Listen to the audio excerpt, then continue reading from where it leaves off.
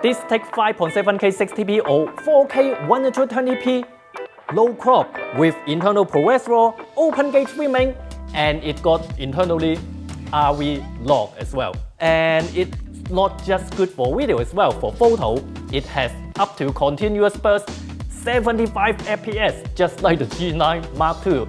And what else? Oh, of course, it got race detection autofocusing finally on the GH camera. I know some of these features got one-upped by Nikon Z6 Mark III just 2 weeks after the announcement of this, but then I still think Panasonic have done some really clever thing to keep the Micro Four Thirds alive. But first, you want to know the video quality of this, especially compared to a full-frame camera, no less. Well, I end up took the S9 because it's much lighter, but it should give you the same image quality as the S5 Mark II.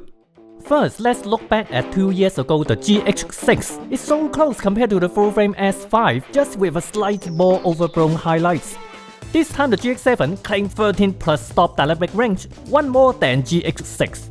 So it do looks really similar to this full-frame S9. Well, this is not a really scientific control environment test, but a real-life situation, and for a Micro Four Thirds, it is really impressive. After all, the S9 claimed one more stop of dynamic range than the GH7. It can take up to 5.8K, which I've just shown you, 5.8K open gate 4x3, this is full frame. Well, of course, open gate is full frame. When you usually shoot 16:9, you only get the full width of the sensor, but 4x3 is the actual full frame. Yeah. 420 10-bit long GOP. You can also shoot 5.7K, which up to 50 or 60p, and it's still full frame. So says low crop is the great tradition from the GH5. Something I like the Panasonic menu is that all this information, all this detail are so detailed. C4K is up to 100 FPS or 120 FPS full frame, or if you shoot 50 or 60 FPS, you can have all-eye 422 10-bit full HD. Yeah, full frame as well. But 200 or 240 FPS 422 10-bit all-eye. Oh, one thing is that this kind of format, any all-eye video, you have to use CF Express or SSD. It actually shows you here. Slot 1 is actually CF Express, it's a rectangular. Slot 2, rectangular, missing 1 bit is SD card. So, for example, 5.8K. So open gate 5.8K, you can still use SD card. The slot 2, C4K 50 FPS, all-eye, but a little bit lower bit weight, you can still use some SD card. But if you use 800 megabit per second, no, you can't use SD card. So yeah, this supports external SSD as well. You can use a SSD connected to USB-C to here, so you can shoot directly into an external SSD. Why do you want to do that? If you compare the price between CF Express and SSD, you know why some people would like to use external SSD. And of course, this shoots ProRes and ProRes RAW as well. Of course, this just got one up by Nikon too. Yeah, it still can shoot 5.7K ProRes RAW.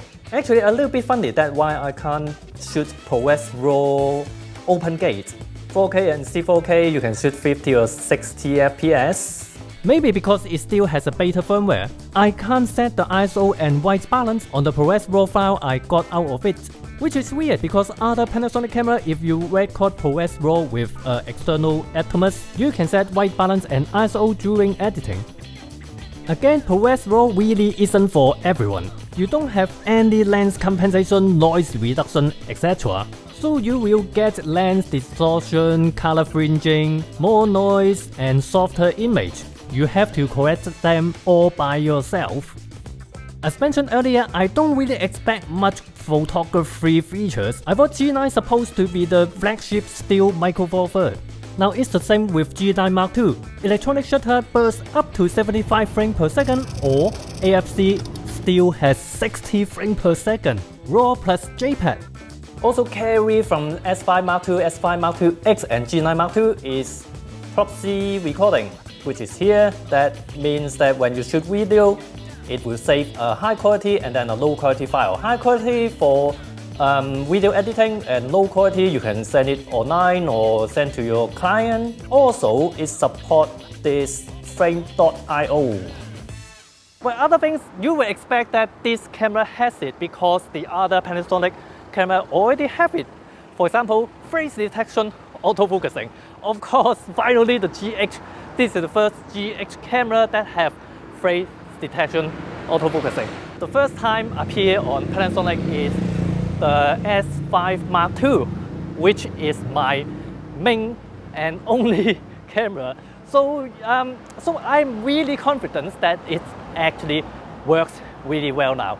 Now I can't really test it because, as I mentioned many times before, that it's hard to test the Panasonic autofocusing before with the contrast detection, because every time I test a Panasonic camera with contrast detection autofocusing, it appears to be working totally fine. But then you will have to use it for a month or two to finally find it that it would just stop working in some situation. I'm confident that it finally works because I have been using the S5 Mark II mainly for the last 1 to 2 years. I have 2 channels, a Chinese one, an English one, and I have shot video for Kai. You can check out our video in 3 channels, over probably close to hundreds of videos. You can check it out yourself. The autofocusing is finally working so well now. May not be as good as Sony. I mean, it's hard to beat. Sony has the best autofocusing system, but now it actually works.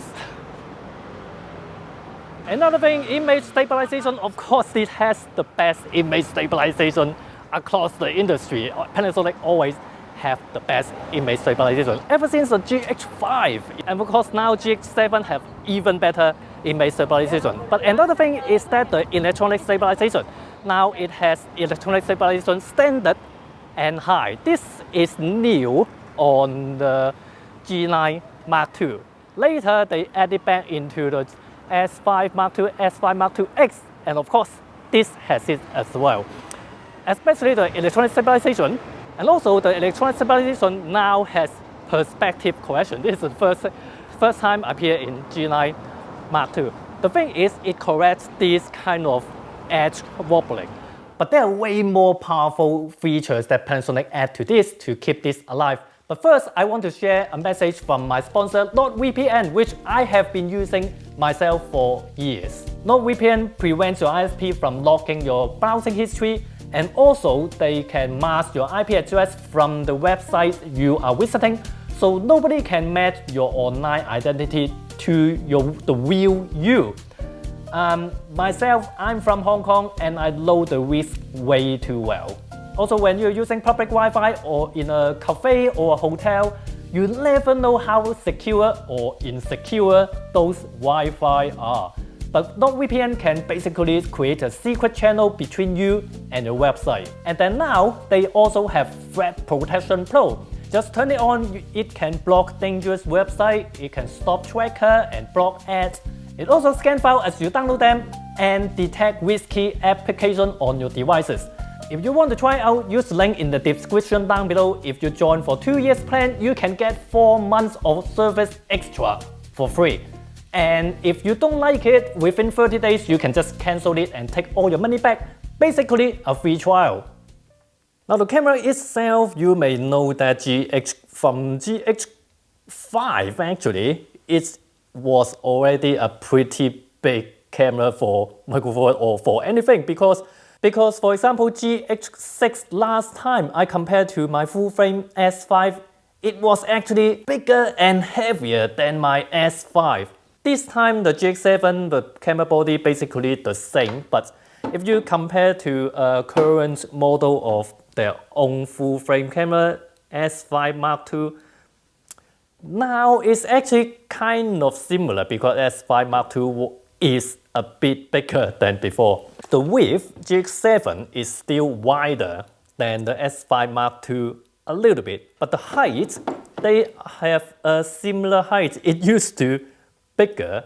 S5 Mark II because it has a cooling fan in the EVF. Well, not in the EVF, in the EVF hum.